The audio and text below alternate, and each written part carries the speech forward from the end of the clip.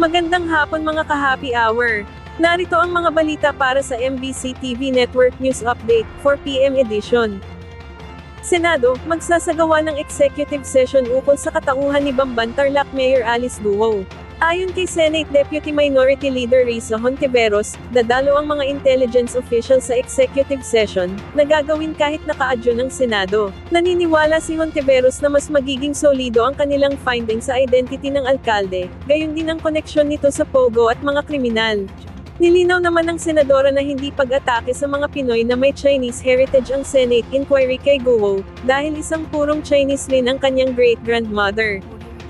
Samantala, sa The Better News, 6 na Pinoy pork dishes, pasok sa Best Pork Dishes ng Taste Atlas. Sa listahan ng food website, pasok sa listahan ang lechon kawali, Bicol Express, inihaw na liempo, adobong baboy at sisig. 6 na lutong Pinoy ang pasok sa 50 Best Pork Dishes ng food website na Taste Atlas. Sa kanilang listahan, pan-29 ang lechon, pan-33 ang lechon kawali, pan-32 ang Bicol Express, pang-42 ang adobong baboy, habang pang-46 ang sisig. Ang unang 5 nabanggit ay may score na 4.3 out of 5, habang ang sisig ay may score na 4.2. Nanguna naman sa listahan ang lechon na dish ng Colombia. Narito naman ang 5 pangunahing balita ngayong Martes, May 28. 5 patay, 7 sugatan sa pananalasa ng Bagyong Aghon. 4 na buwang fishing ban ng China sa South China Sea, ipinrotesta ng Pilipinas.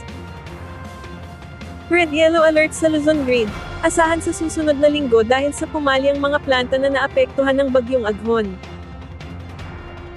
Antas ng tubig sa Angat Dam, tumaas na dahil sa Bagyong Aghon.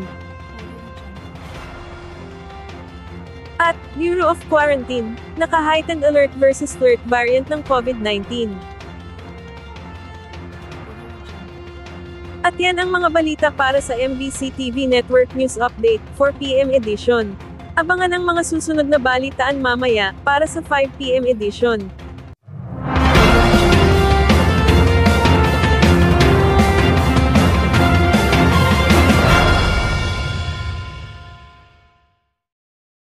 Mga ka-happy hour, kung gusto mong manood ang mga balita sa MBC TV Network News Update, mag-subscribe sa aming YouTube channel, at i-like ang aming Facebook page.